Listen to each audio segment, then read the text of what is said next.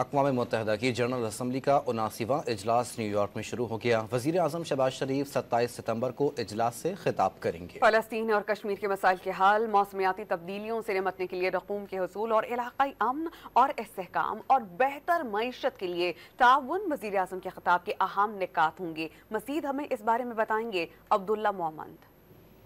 امریکہ کے شہر new York میں اقوام متحدہ کی جنرل اسمبلی کا 79واں اجلاس شروع ہو گیا، جہاں عالمی قائدین دنیا کو درپیش چیلنجز اور ملکی مسائل کے حل کے لیے تبادلہ خیال کریں گے۔ اجلاس میں پاکستان کی نمائندگی وزیر اعظم شہباز شریف کر رہے ہیں۔ وزیر اعظم کا جنرل اسمبلی سے خطاب 27 ستمبر کو شیڈول ہے۔ وزیر اعظم کا جنرل اسمبلی سے خطاب فلسطین اور کشمیر کے مسائل کے حل، علاقائی امن و سلامتی اور معاشی استحکام سے متعلق پاکستان کی خارجہ پالیسی کی عکاسی کرے گا۔ وہاں پر پرائم منسٹر کی تقریر ہوگی، اس میں پرائم منسٹر پاکستان کی جو ترجیحات ہیں یونائٹڈ نیشنز میں انٹرنیشنل سطح پر ان کا ذکر کریں گے۔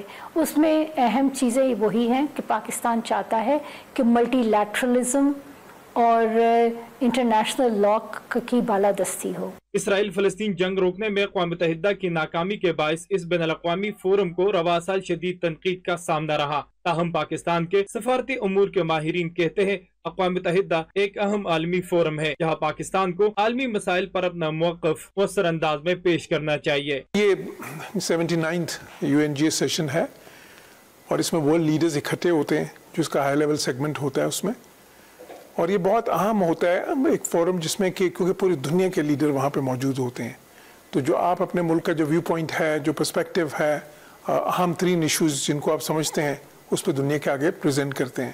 پاکستان کو موسمیاتی تبدیلیوں کے شدید منفی اثرات کا سامنا ہے، جس کے لیے اقوام متحدہ کے پلیٹ فارم سے فنڈنگ کا حصول پاکستان کا اہم ہدف ہے، جبکہ وزیر اعظم بڑھتے اسلاموفوبیا سے نمٹنے کے لیے عالمی کوششوں پر بھی روشنی ڈالیں گے۔ کیمرامین مسعود شاہد کے ساتھ عبداللہ مومن، ڈان نیوز، اسلام آباد۔